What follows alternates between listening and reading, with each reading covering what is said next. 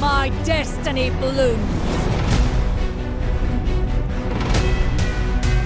Reinforcing a wall. Let's get this job done. Some loot here.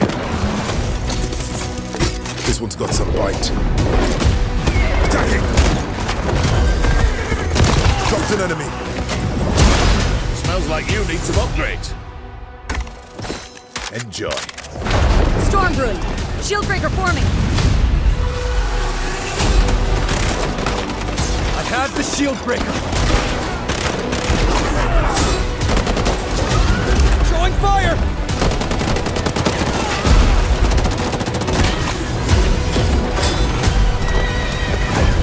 This is the fun part!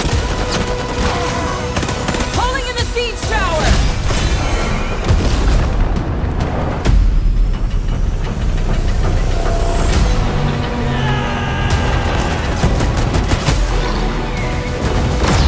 Attacking!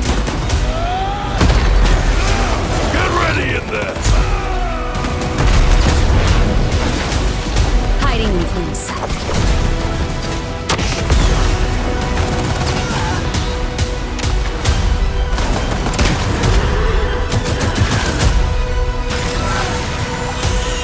Everyone with me, let's go! Getting this bomb planted. Let's show them who we are.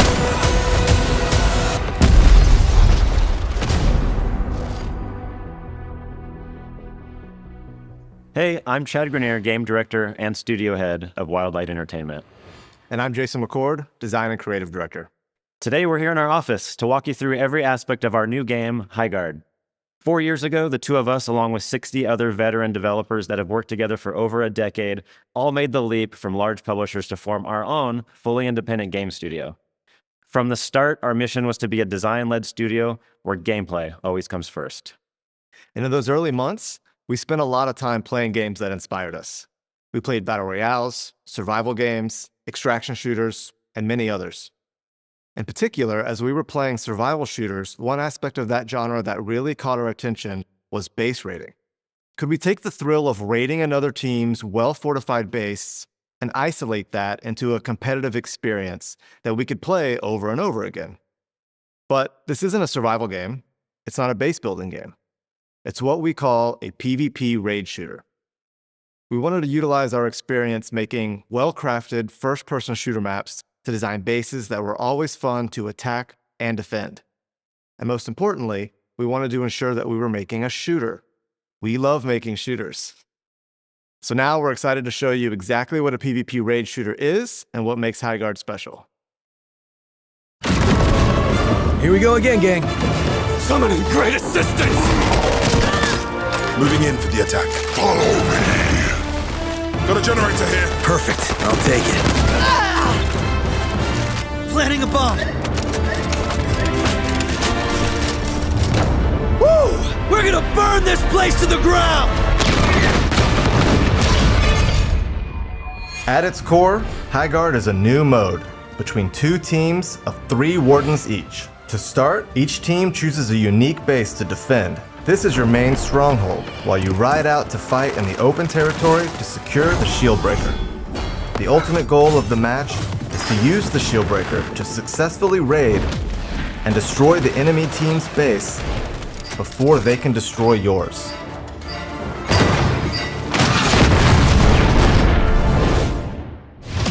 Each warden is built specifically for Highguard's PvP raid mode. They combine tactical skill with powerful magic. You'll have your choice of characters with unique abilities designed around destruction, infiltration, Hiding in plain sight. and resource acquisition. Some Vesper to mine here. The magical abilities of our wardens supplement combat, Ice wall formed, my friends. but we're still a gun game at our core. You've got your team of wardens, now it's time to choose your base. Prior to venturing into Highguard, you'll be randomly presented with 4 options for your home base. Your team will vote on which one feels like the best fit for you. The enemy team gets the same 4 choices. Each base is the size of a classic small team deathmatch map. They all have different layouts and visual styles, but most importantly, distinct attack and defensive strengths and weaknesses that depend on your playstyle. Once you've selected your warden and your base, you spawn in. You have 1 minute to plan your defenses and pick your starting loadout. Every warden can use any weapon. Select your primary, secondary, and your raid tool. You can change your loadout at the beginning of every match. Each player also starts with 5 wall reinforcements, which they can use to armor up different areas of their base. Once the defensive phase is up, your base unlocks, and your team mounts up and rides out. Time to ride! Teams are fighting for control of the Shieldbreaker, which is the key to starting a raid on the other team. But the Shieldbreaker takes a few minutes to form. During this time, players should explore different points of interest and loot better gear. You can find upgraded guns, Found a saber rifle. armor, better saddles, and magical amulets that are imbued with perks. Weapon chest here. But stay alert. The other team is doing the same, so skirmishes are inevitable. Enemy here. Everyone with me, let's go. Stick together as a team to have strength in numbers, or take a chance and split up to get more loot for yourself. Everyone just remember where you came from. Also around the map are crystal formations called Vesper. Vesper to mine over here. Use your Warden's Axe to mine this valuable resource. You also get Vesper from kills Quick, swift, clean, and done. and from successfully attacking or defending a raid. Defusing the bomb! Watch my back! Copy that. If you're not having luck finding the loot you need, Trader Flynn is a great way to supplement your equipment. Whatever you need, I've got it. He can be found in your base or out in the open world, and he will happily sell you better armor, guns, and gear. Appreciate the kindness. So hunt down or purchase the best loot possible and win those skirmishes. I don't start fights. I end them.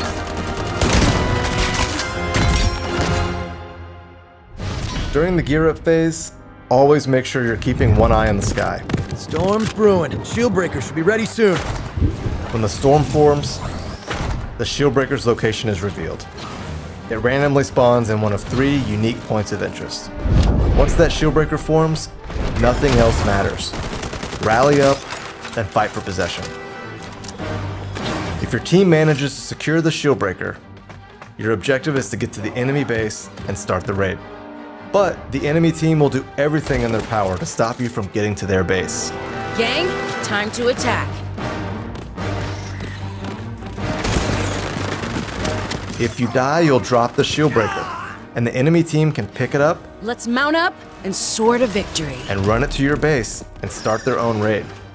Once you get to the enemy base, plant the Shieldbreaker and start the raid. The raid begins with the summoning of your siege tower that will break through the enemy's outer shield and become your spawn point during the raid. We're getting raided. Jumping back to defend.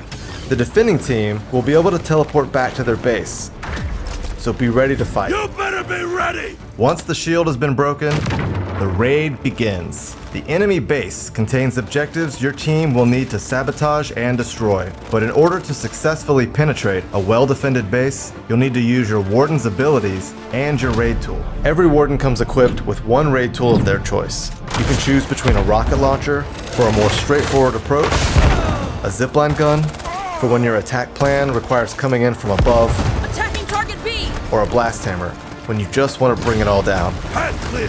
On me. Different tools are more effective for different bases. Once inside the base, your objective is to sabotage enemy generators. Blow this place sky high! Once the bomb is planted, you'll need to hold the objective while the enemy team tries to flush you out I'm defusing the bomb. Watch my back. and disarm the charge. Each base has 2 generators and an anchor stone. If a generator is successfully destroyed, it does 35 damage to the enemy base. If you can get to the anchor stone, which is harder to assault, more heavily reinforced, and has a longer countdown, it completely destroys the enemy base, ending the match in victory. Getting the enemy base to 0 health is how you win the game. This often ends in a generator blowing up, but not always. There are other ways to do damage to the enemy base. For example, planting a shield breaker and starting a raid will damage the base.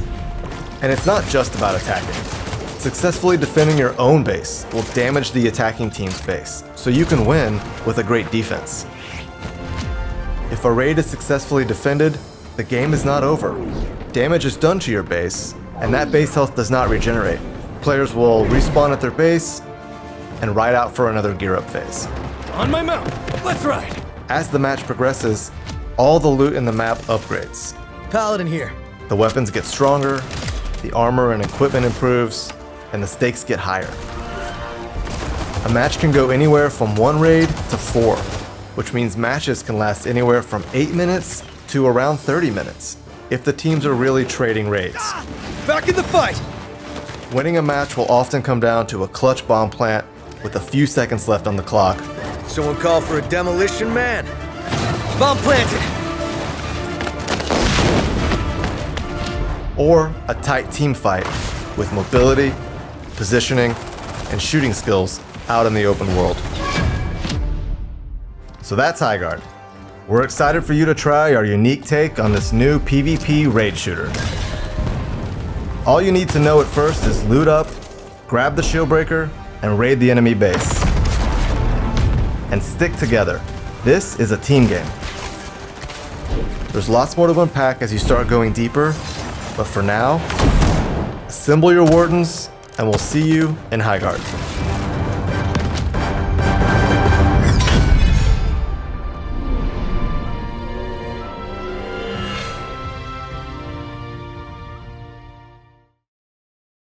What you just saw is a product of 4 years of experimentation, playtesting, and a whole lot of passion and fun. And now here's a deeper look at the mechanics, features, and world of Highguard directly from our team. Regroup on me. We're coming in! Shock spear out! Ice wall. Up for cover. Would you like to know more? Would you like to know more? Would you like to know more? Great!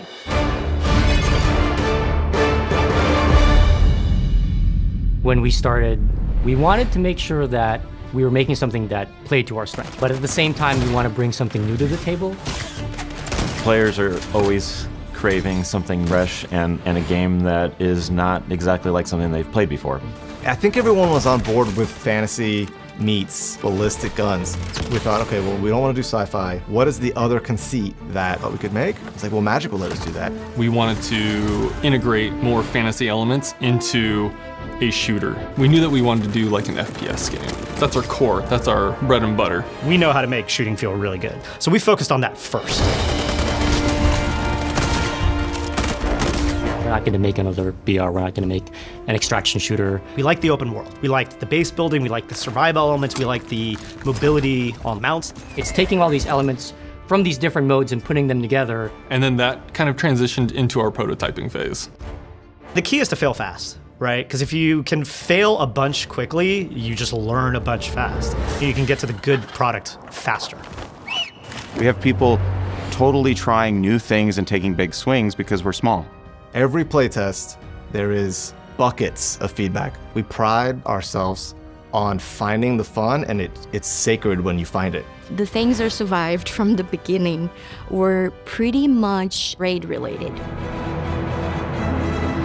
A raid is where you bang on someone else's base and say, I'm here, and I'm gonna f you up, or maybe not that word. The raid is the driving factor in most of our choices, from the characters to the weapons, to the raid tools, to the mounts, to the push and pull of the sword. It's very fun, especially when you're like invading a base. Each base is different. We try to give it an identity. We try to give it like history, and kind of has its own personality and has its own gameplay. We discovered that we could make really strong expressions of layout, opportunities where we could go bold. My favorite one is probably Bell Ringer. It has like the 3 bell towers. It has like candles on these like curved interiors. I love just kind of seeing how the light plays off of it. The cool thing about our bases in our world is that those bases are discovered in Highguard. Who discovers them are our wardens. When you take story and you think about characters deeply and you think about Highguard and this mysterious land, everything is reinvesting in the world we are building. One thing that we wanted to do was make sure that like our magic felt not hand wavy. So everything kind of like emanates from a source on the characters, and the characters is kind of what creates that magic. My favorite warden right now is Scarlet. I really enjoy her shifting sands ability.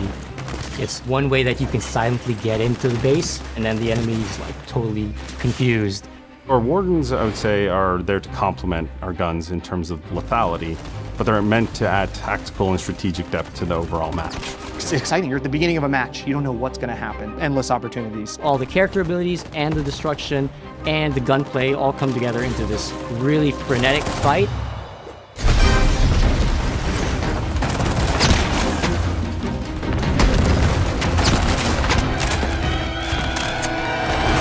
Philosophically, we are a gun-first game. We want to make sure that gun-on-gun combat is the primary way you are succeeding in combat. The gun specifically, I was very hardcore about. Our guns need to be ballistic guns. I want to see people rack it. I want to see all the inner workings of it. When we shoot the gun, we wanted to make sure that there are tons of moving parts. We want to see like animators being able to have their full creativity to like bring these guns to life. So we wanted to start from a really grounded, realistic standpoint. When I'm firing a gun, I'm enveloped in it. I know what it is. That is a 5.1 surround design experience to put you behind the gun and make you feel like you're really there firing it.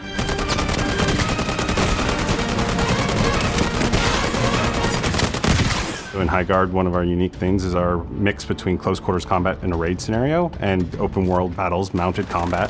And we have to be mindful of creating guns that are fun in all those scenarios. Base rating is this like intense like peak of action, right? And it's cranked to 11, but we learned that being cranked to 11 the entire time is a lot of fun, but it's not something you can play for 3-4 hours, right? You need some better pacing there. And that's where the open world kind of helped, right? That's where that pacing break came in.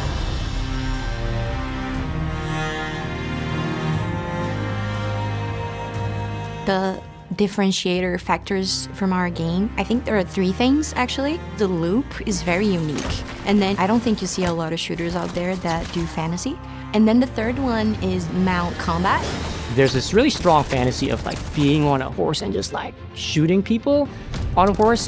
One of the designers prototyped it really quick, and very quickly that became like, oh, this is the sauce. He ended up making a bear, and you're like riding the bear. It was so magical, kind of like running through. The team really latched onto it. I think it kind of set the tone to where everybody was like, oh man, I want to like fulfill that fantasy. I want to play that. Mounts were created for traversal at first, and then we were like evolving it to be more combat. The open world is a totally different animal, right?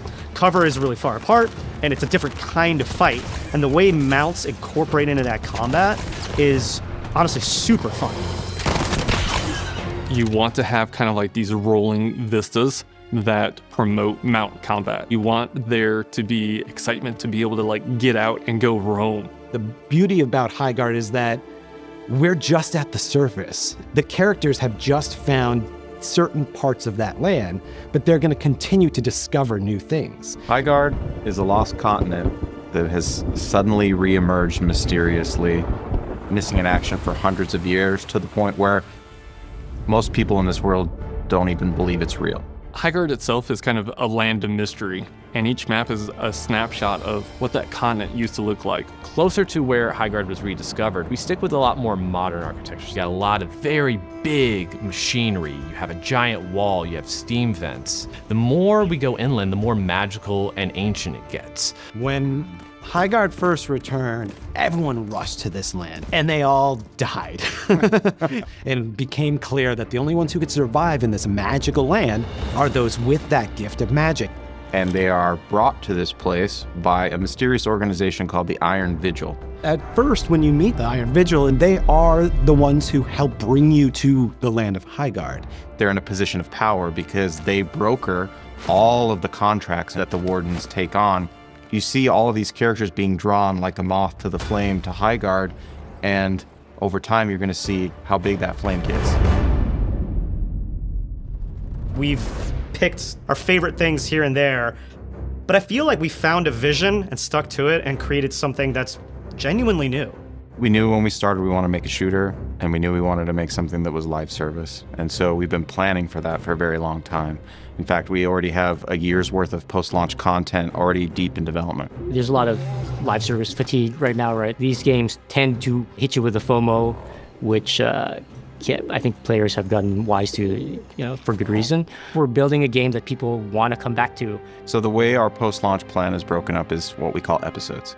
So each episode will be roughly 2 months broken into 2 halves. We'll have a part 1 and a part 2. With launch, we'll have a special occasion with an episode 1, and that'll bring 5 maps, 6 bases, 8 wardens, 10 weapons with 11 mods that change up how those weapons play, over a dozen other items in the loot pool, and 3 raid tools, all at launch day. And then, just in a couple of weeks, we're going to have episode 2, which kicks off with a new warden, a new mount type, a brand new map, and we're really excited to bring our first new mode, Ranked, to the table. So that'll be coming in 2 weeks.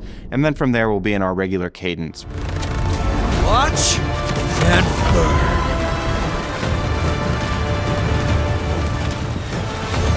What I'm most excited for people to experience with this game is the care and the attention that went into making the gameplay satisfying and rewarding.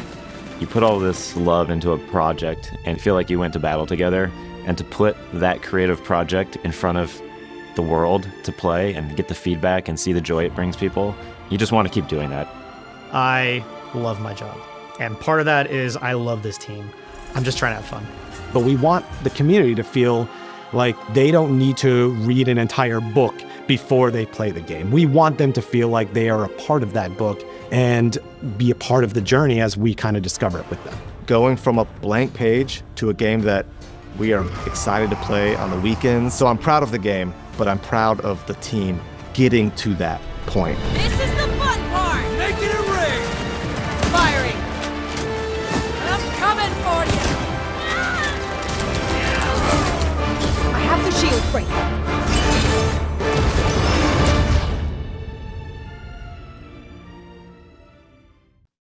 We hope you enjoyed that first episode and the in-depth look into the gameplay of Highguard.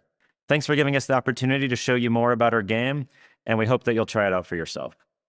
For those of you who want to learn even more about the game and our universe, be sure to check out the Field Codex on YouTube and our official website. And please follow us on social to get the latest news, patch notes, and updates about the game.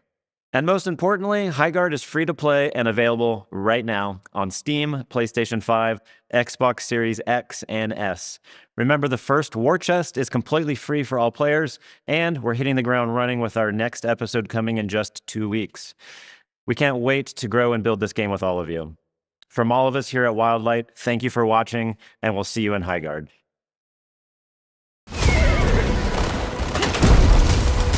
Get ready in there! We're coming in! Let's race!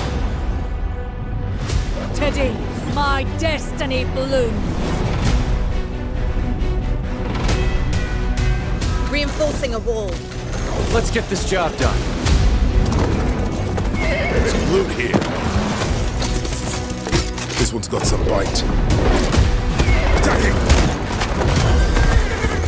Dropped an enemy. Smells like you need some upgrades. Enjoy.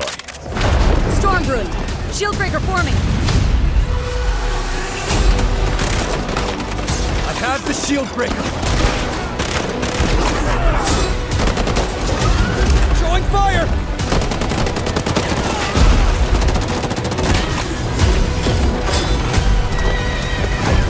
This is the fun part! Pulling in the siege tower!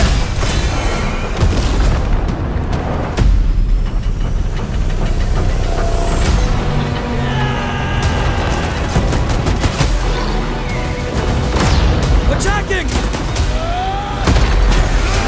Get ready in there! Hiding in plain sight.